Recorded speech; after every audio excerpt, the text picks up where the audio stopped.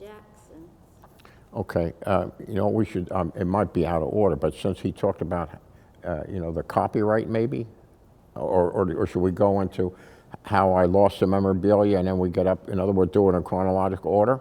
Do it in chronological. Okay. Yeah. And it's amazing, he was, are we live now? Yep. Okay, that he was talking about Ron Winters. That's the same Ron Winter that I went to in London and was going to buy the collection. Okay. So, after all that failed, we do the pay-per-view TV, and they get the restraining order to close me down. We talked about how I got Bert Pigg, the attorney, and how later that the case was thrown out with prejudice and whole 9 yards. So at that point in time, I still had the memorabilia collection, which was in my warehouse on 2nd Avenue.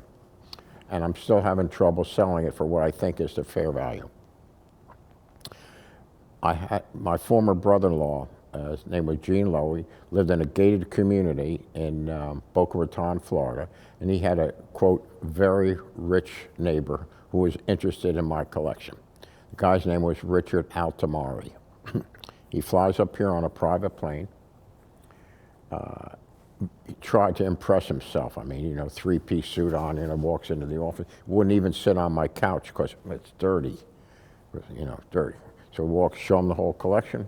Within a half hour, give you $4 million for it. Okay. We then left there. I was with my nephew Keith Lowy, who you also met in Las Vegas. My son and myself. We went over to a little restaurant in Bradley Beach, had lunch, and made the deal. Going to buy everything for $4 million. And the deal is as follows: he's going to wire me $150,000 the next day. And he's going to pay me $80,000 a month, and when the $4 million gets paid, I turn over the master recording tapes and all of the photography. In other words, we had memorabilia, recording tapes, photography. That was the deal. Then he says, look, I want to try and garner a lot of publicity for my company. So I'm going to have a big auction in Las Vegas and sell off the entire collection. You get 100% of the auction proceeds, and then the shortfall, $80 a month, and when that's paid off, you turn over the master tape. It was a pretty good deal. So the same day that we sign up with him, he has an international press conference with CNN. I was there. I wasn't physically, I mean, it was a remote press conference. And he's telling the world, I just bought, and his company was called Universal Express. Quote, I just bought this entire collection of Michael Jackson memorabilia, all these recording tapes, and it's worth millions. I only paid $4 million for it, and I'm getting calls now from my friends from China and Japan, and they're offering me $60, $80 million. This stuff is priceless. Okay. Meanwhile, the stock is going up. It was a penny stock. And his gimmick was, after 9/11, if you remember, you would go to an airport, you could wait 3 or 4 hours to go through your luggage. Universal is going to pick your luggage up at your home, and it'll be waiting for you in your hotel, and it'll cost you $50 a bag. Great deal. Except he didn't own plane one, he didn't own truck one, he had a secretary. And they're doing all of these deals, but he would pick the bag up, and he might have to get Federal Express, he might have to get UPS, and it's costing him $70 or $80, and he's getting $50. So he's losing money on every transaction, but he's building up the base of the company and failing to disclose all this to the Security Exchange Commission.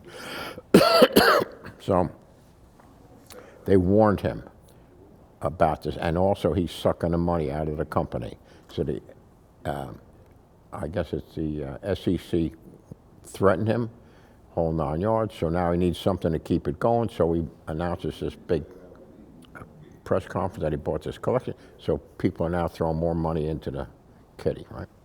So they have this set for Las Vegas. It was a 2-day internet auction at the Hard Rock Hotel in Las Vegas. They shipped, first of all, they picked everything up that I had in my warehouse and took it to New York, to Guernsey's auction house, where they separated everything, and they made photos of it, and they put it in the auction catalog, and they're going to basically have 2 auctions. The first one is all the cream of the crop, and then what didn't sell is going to go in the second auction. So it's shipped out to Las Vegas into a warehouse. And each day the warehouse would ship it to the Hard Rock for sale, the items that are going to get sold on the first day. And then once they get sold, they go back and the warehouse ships them out to the buyer. And then the next day they bring the other stuff over. So I go to the auction, I meet him out there, and he's had more press conferences. Oh, he's announcing he just made a deal with Michael Jackson. He's going to finance a Michael Jackson tour.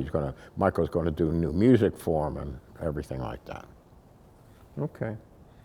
So the auction brings in maybe around $1 million. I never got a full accounting. So I wait about 2 weeks and I'm calling Guernsey's up. I'm waiting to get paid. You know, when's the final tally?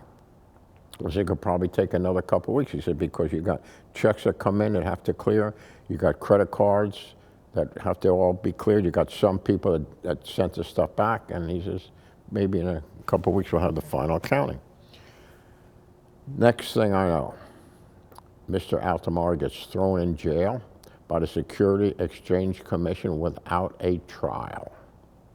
They appoint a federal trustee who claims as an asset is the Michael Jackson collection and all the money that comes in, and I'm nothing but an unsecured creditor to a company now taken over by the federal government. Okay? The next thing I know, the trustee is going to send U.S. Marshals down to get all the master recording tapes and the photography. Well, I can tell you they never got them. So I am furious, fit to be tied.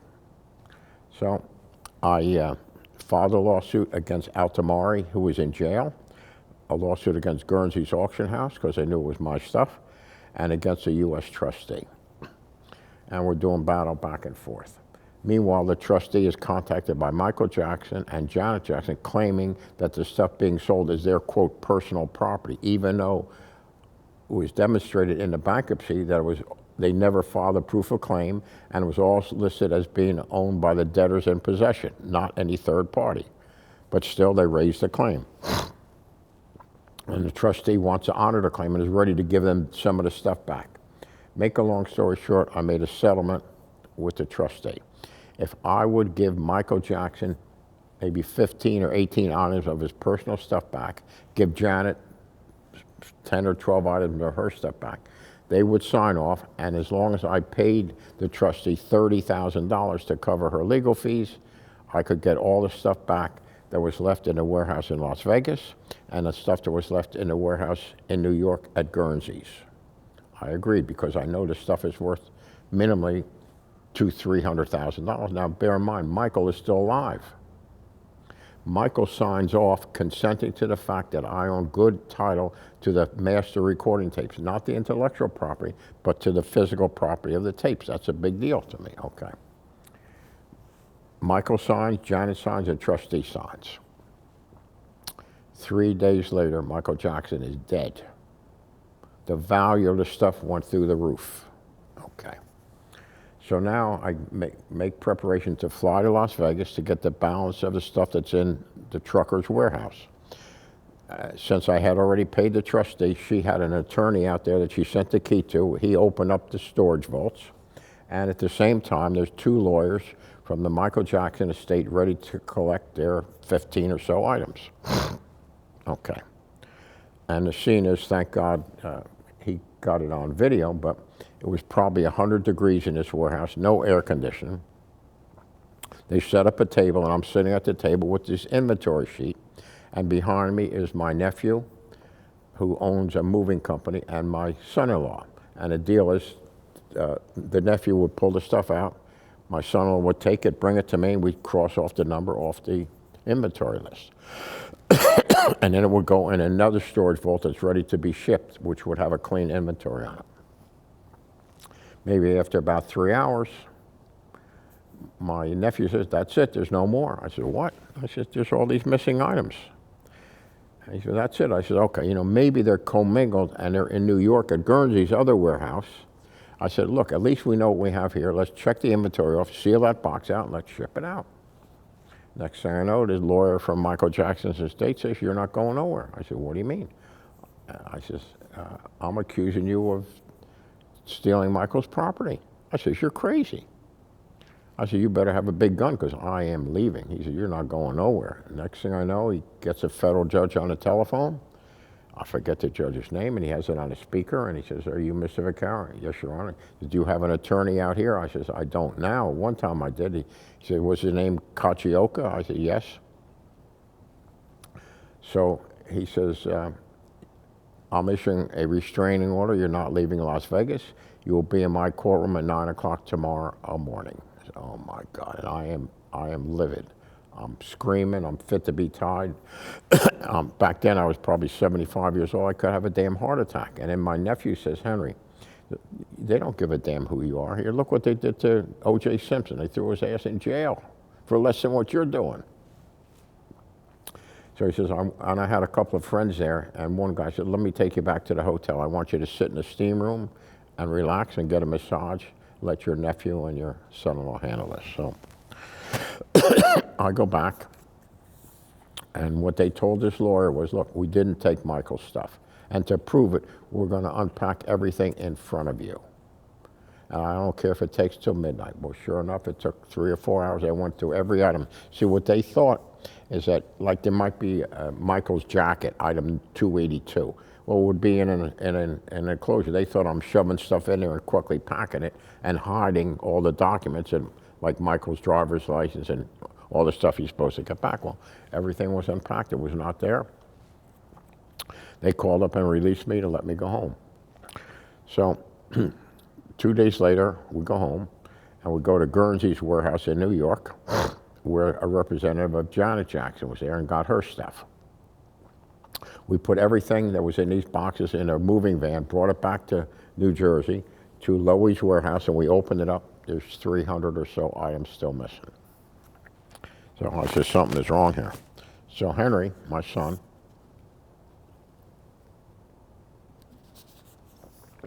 goes online and sees a company called Clark County Auctions had an auction and sold off our memorabilia.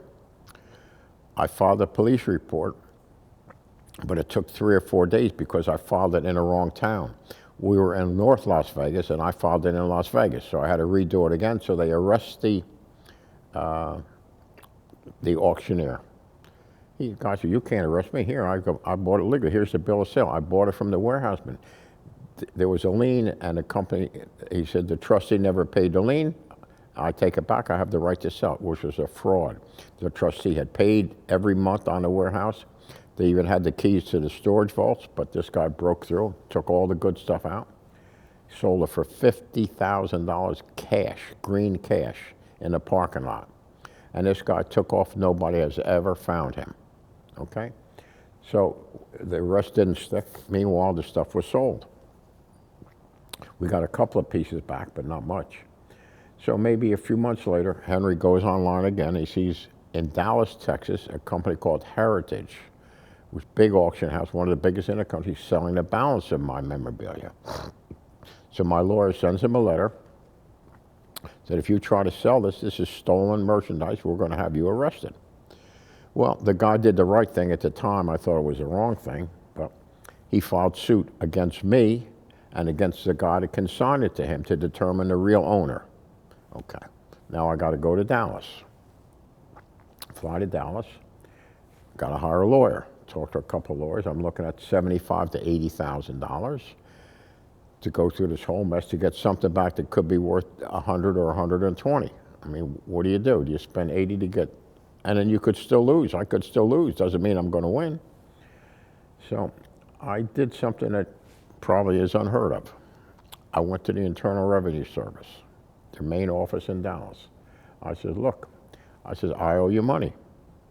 The only way I can pay is if I get my collection back and I can sell it as a collection because it's worth a lot more and everybody gets all their money. I said, I want you to be my lawyer. The lady says, are you crazy? I said, no. The Internal Revenue Service became my lawyer. They went to court, they won the case, and they sent all the stuff back to me. How about that? Okay. Now I got the stuff back. During this time period,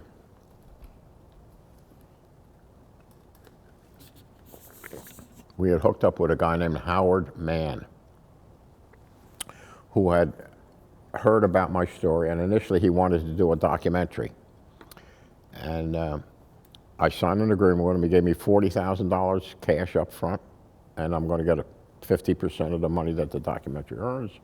As he's going through this, he said, "Do you really know what you have?" I said, "Yeah, I gave you an inventory." He said, "No." He said, "You got protection under your lawsuit that was dismissed with prejudice, which allows you to use all this on the internet. Nobody can stop you. I want to work out a deal with you. I want to license all this stuff from you. You will always own it. I want to license it." Okay. So what he wanted to license was the music, the photography. I mean, we had at the time 16,000 photos of the Victory Tour, the home movies, another 1,000 photos of home Kodak type movies. I mean, Kodak type stuff. And so we worked out a deal. He's going to pay us like $25,000 a month. Great. So he starts paying. And then the first thing he wants to do is do a book with Mrs. Jackson. After he says, "Here's what I want to do. I want to meet with Mr. and Mrs. Jackson and let them know that I bought the collection from you. I don't want them to know that you're still involved with this." I said, "Okay." So he goes to their house, meets Mrs. Jackson, and wants to do a book called "Never Can Say Goodbye" about the life of her son in photos. Beautiful book. Every photo in a book was mine. We sent him digitals of the photo, he put them in a book and wrote it.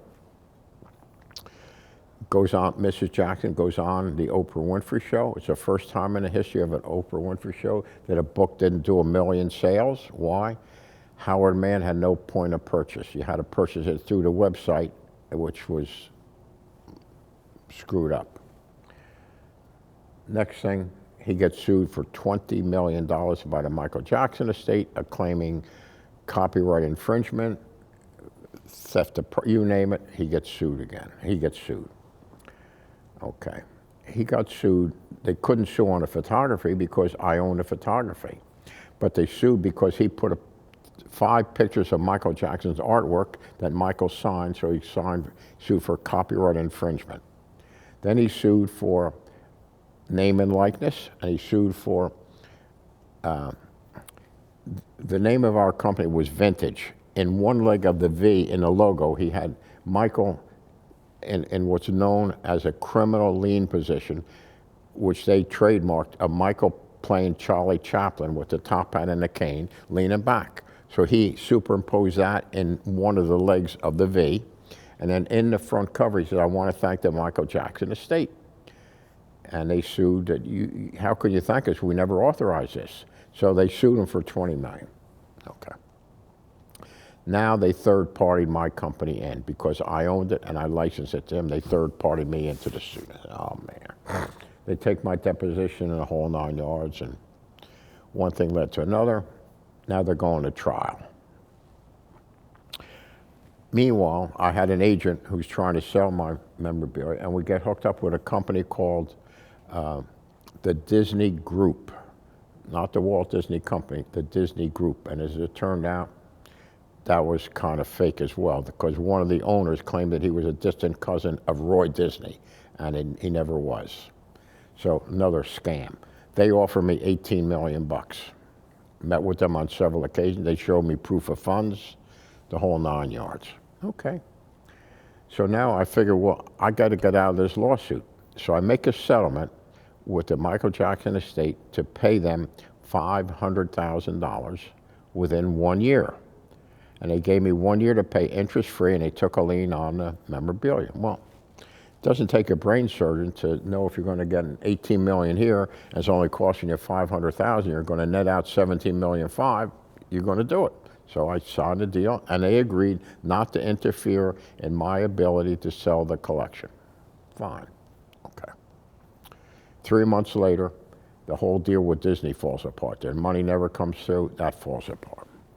Well, I'm not too worried because there's other people. Another deal falls apart. We had an attorney call me from California saying, "We're very interested in your collection." He says, "Here's the deal. Here's who I am, here's who my partner is, and here's who our record producer is." The record producer's name was Rick Waite, who was a Grammy Award-winning producer. The finance guy was the family in New York that put all the money up for the Intrepid Museum. I checked them out. I forget their name right now. Very wealthy family, and his lawyer says, "Is there a private airport near where your recording studio is? We want to fly in like Wednesday morning." This is on a Saturday. Great. They never show up. I never hear from them again. They never will even return my phone calls. So something happened. Okay. Next thing goes on. My son is online on Facebook, and he sees a friend of his. I don't recall his name right now, but went to high school with my son, and he's bragging that he got a new job with a company called Core Media, and he says, our company owns the Elvis Presley estate. Perfect. Henry reaches out to him. Henry, it's so good to hear from you. This is what we do. We manage deceased artists' estate. This is perfect for us, what you have. We send him a whole inventory of everything. He's incredible. Be back to you tomorrow. Tomorrow he calls, just, I hate to tell you this, we're not interested anymore. What do you mean? He said, well, he says, I really can't tell you. He said, well, you got to tell me something. He said, well, our lawyer reached out to the attorney for them, or to the executor of the Michael Jackson estate, and he said some very nasty things about your father. Like what? Henry, I can't tell you because I'll lose my job. Trust me, I can't. So nothing happens. Meanwhile, that deal falls apart. Now, I'm doing some research, and because what we had in our collection were master recording tapes, big 24-inch tapes. Each tape must weigh 40, 50 pounds. We had boxes of them. And the track sheet said that they were from the Jackson television variety show, and it listed what was in each tape. I said, oh my God. So my friend had a recording studio, and in 2003, we gave the tapes to him. The memorabilia stayed and was put on display in my warehouse. So thank God back then, he says, Henry, if I try to play these, I could destroy them. They're 30-year-old tapes. So he rented a van and went to Nashville and found a company that will bake the tape in an oven. In other words, they bake the magnetic field back on the tape so you can play it one more time, and then you could destroy it. We baked them, and then he now played it and digitized them. So everything we have are digital downloads of the original master recording tapes. Okay, the physical tapes you couldn't even use anymore, but we had them all. So I did some research, and somebody, I forget who told me, somebody that was interested in buying them says, hey, you don't own a copyright. They're of no value.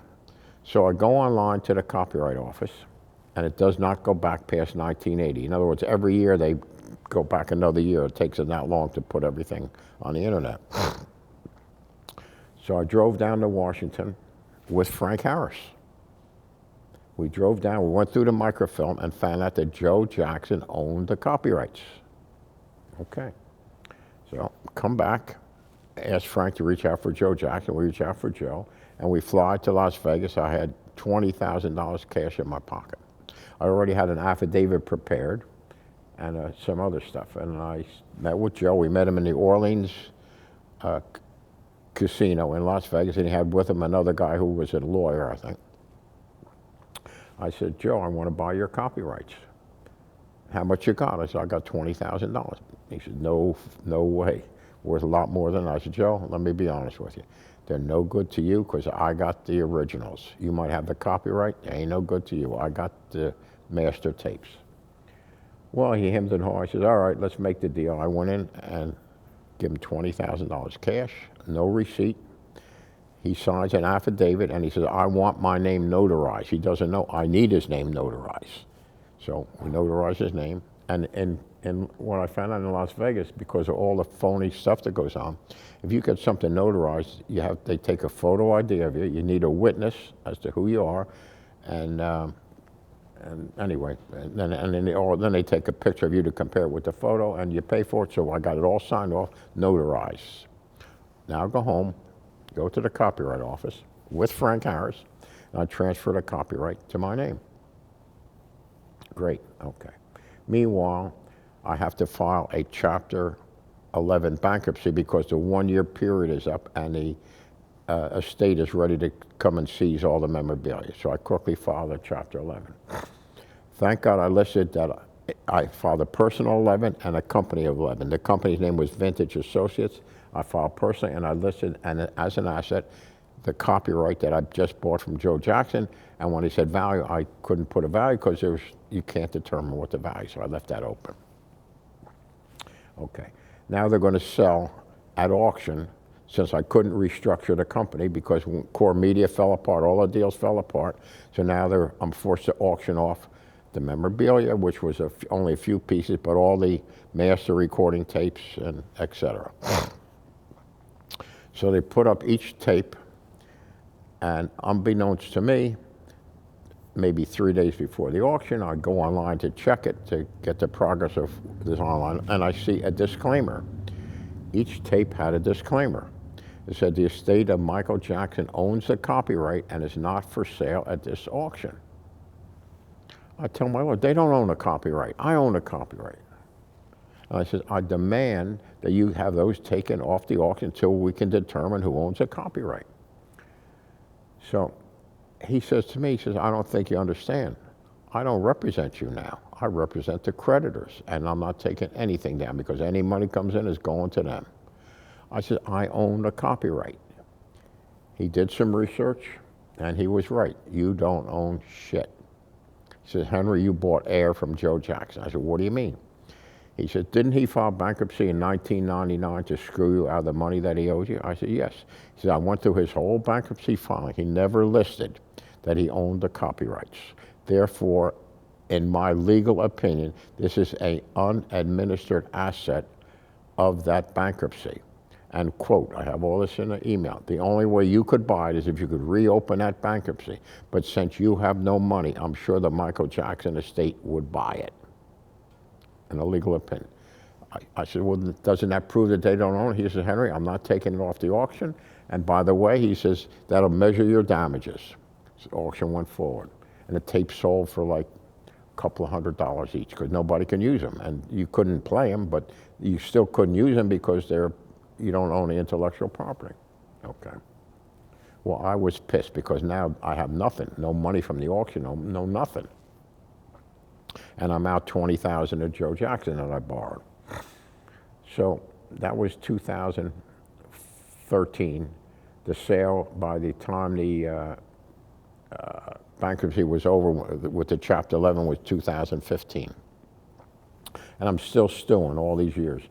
So in 2018, I said, I got to take a chance. I went and borrowed some money from 2 different people, put together like $50,000. I went out to California and I got a bankruptcy specialist, and I want to reopen Joe Jackson's bankruptcy. He said, that's got to be pretty difficult at 20 years old. I said, try it. So we appealed to the trustee, and sure enough, they reopened the bankruptcy. Now, what I find out, if they're going to have a sale in bankruptcy court, they don't tell anybody. They don't put it in a newspaper, they don't put it on TV unless somebody finds out about it. They're only required to tell the creditors of Joe Jackson's bankruptcy from 1999.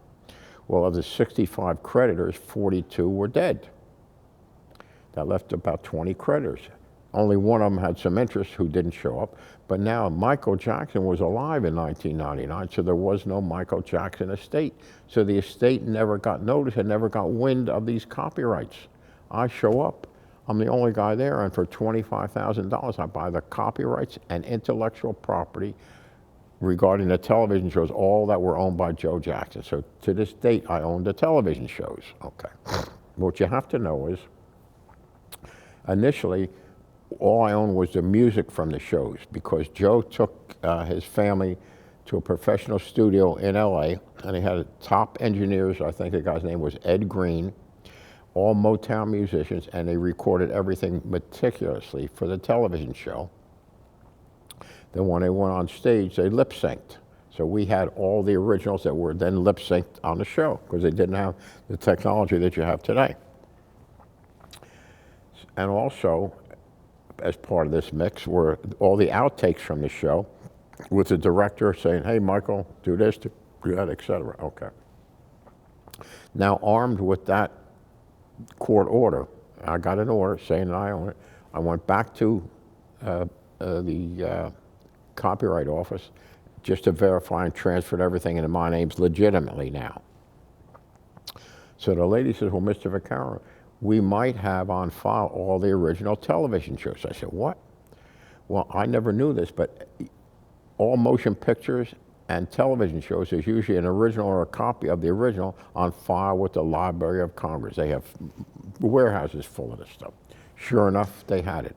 And for a fee, they transposed all of the television shows on a digital format to me. I now own digital copies of every one of their television shows, which I'm in the process of now marketing. So that's basically kind of brings you up to date on that scenario. So I bought Air from Joe Jackson. I don't know, I wish Henry was here. He could prompt me on some more stuff to talk about. You got anything after this? So that... If you could do this all again, what's that? if you could do this all again, and you know everything you know now, what would you do differently? Oh, I would have never sold the memorabilia. I mean, it was worth millions today. In fact, when I had it, Sotheby's looked at it and said, this is the holy grail of Michael Jackson memorabilia. I had the holy grail, and it slipped right out from under me. Oh, this is something important too. Sometimes, you know, being too honorable to a fault can kill you. After I had an agreement with Howard Mann, I get a letter from I forget the man's name, right, who found out I had the collection. He says, Mr. Vaccaro, I want to buy your collection. This is in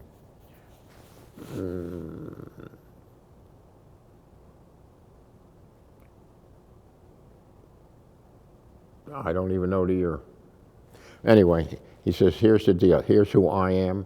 Here's who my backers are. Here's who my partners are. All major, major corporations.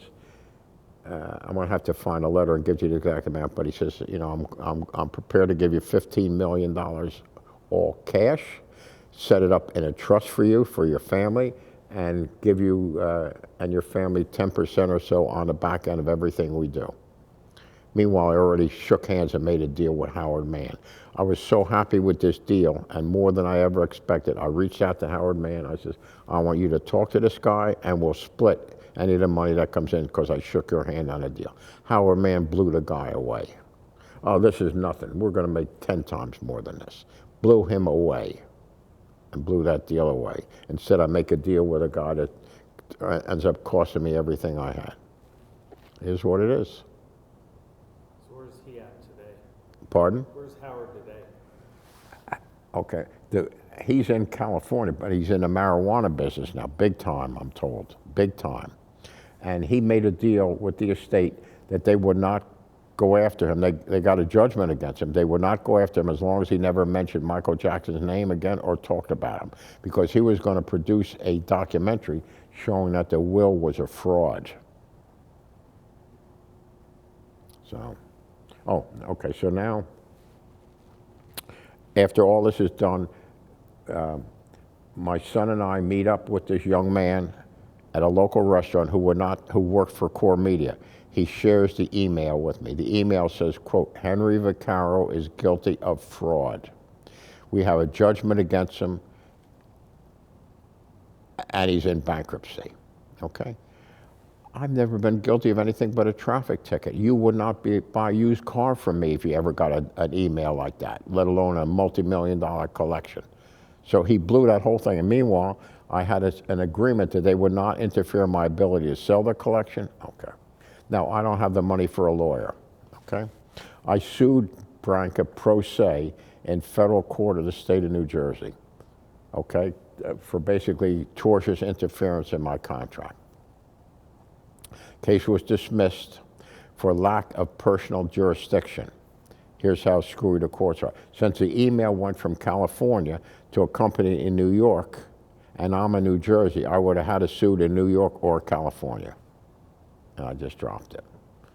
Okay, now let's go full circle. I sued my bankruptcy lawyer after I bought the copyrights for malpractice, and I won the lawsuit. I can't discuss it because we signed an agreement. I will not discuss it.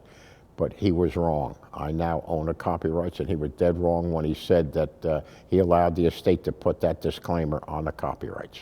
So if anything, I have the ability right now to sue John Branca for fraud because he's the executive director of the Michael Jackson estate, and he allowed that statement when he knew that they didn't own the copyright. And how do I know he knew they didn't own it?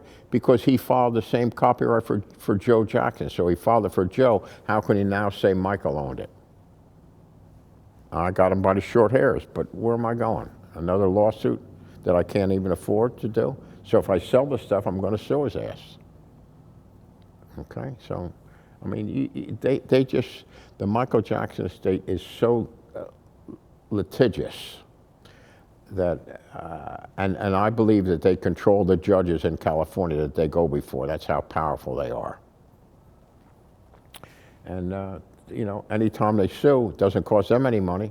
I'm sure he gets a piece of the lawsuit or he gets a free vacation somewhere. And the estate is making millions.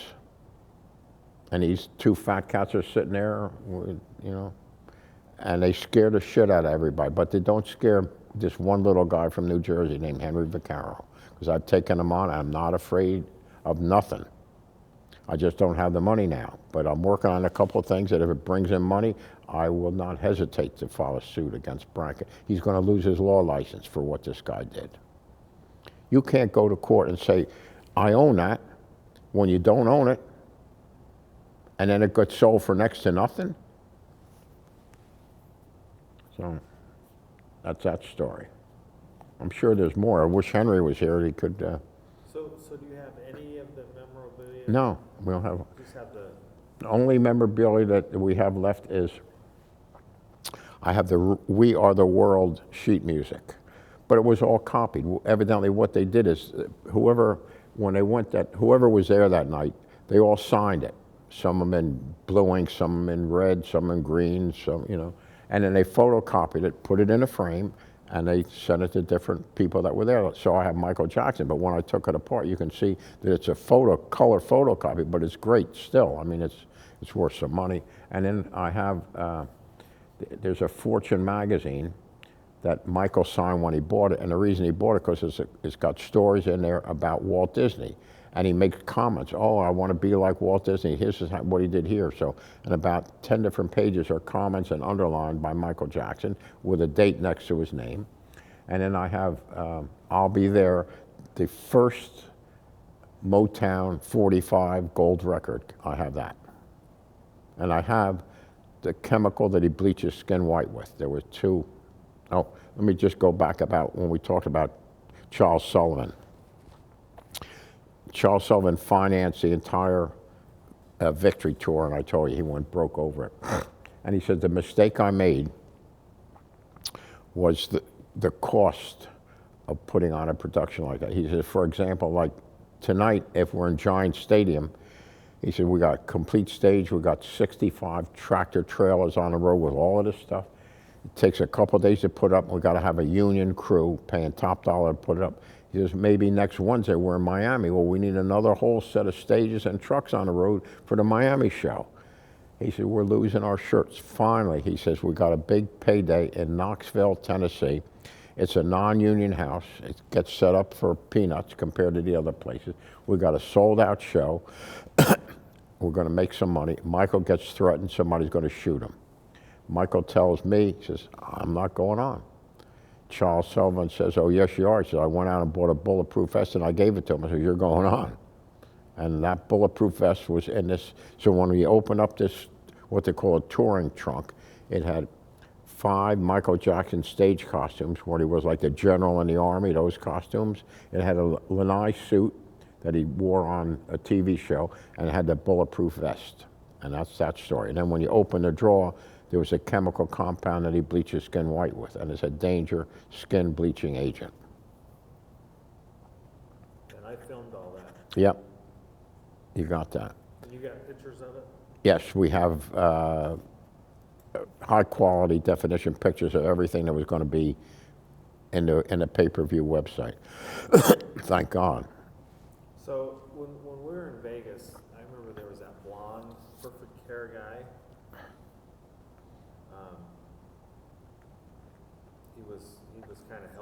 Oh, yes. Okay, that's another. He was going to buy the stuff. Remember his name? Yes, hold on. God almighty. He also invented a automobile. He was in the auto business, and he was going to also do a giant Ferris wheel in Las Vegas. None of this ever materialized. And when I told him that my father was knighted by the Pope, oh, he said, I'm a Knight of Malta. You know, really big difference. What the hell was his name? He had a home in Palm Springs. He eventually came to New Jersey. I'll remember his name in a minute. But he was going to buy the collection. It was he that took me back to the hotel at the time. I don't know. Want to hold on a minute? Let me call my son-in-law. He was going to come over, Mark. Okay. Your phone's on